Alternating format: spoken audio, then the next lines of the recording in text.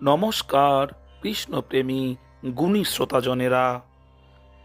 আজ থেকে প্রায় 5238 বছর আগে জ্যোতির্বিজ্ঞানের বিশেষ সংখ্যা তত্ত্বের পশ্চাৎ গণনা অনুসারে শ্রীধাম বৃন্দাবনের ধীর সমীরে যমুনা তীরে বংশী বটমূলে ভগবান শ্রীকৃষ্ণ ব্রজ গোপাঙ্গনাদের সঙ্গে অপ্রাকৃত রাসলীলা বিলাস করেছিলেন।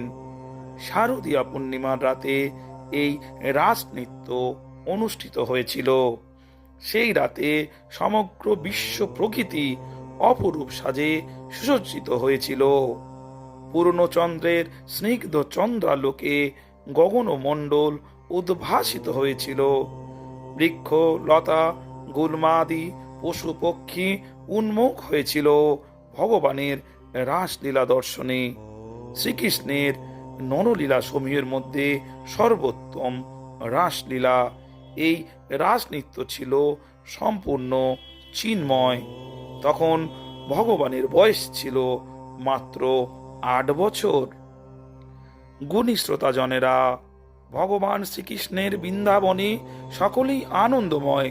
পশু পক্ষী বৃক্ষলতা জলস্থল গাভী গোবৎস গোপবালক এবং গোপ বালিকারা সকলেই কৃষ্ণ প্রেমে আনন্দময়।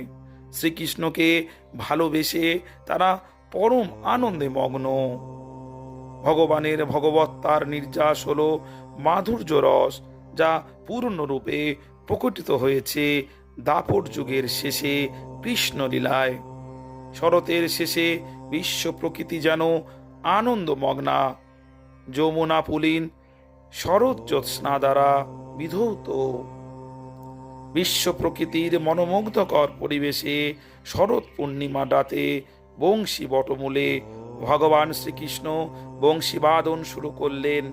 মন প্রাণ হরণকারী বংশীর ধ্বনি শুনে ব্রজগোপিকারা তাদের প্রতি পুত্র গৃহকর্ম জাতি কুল মান সমস্ত কিছু পরিত্যাগ করে শ্রীকৃষ্ণের সঙ্গে মহামিলনের জন্য রাসস্থলিতে ছুটে এসেছিলেন।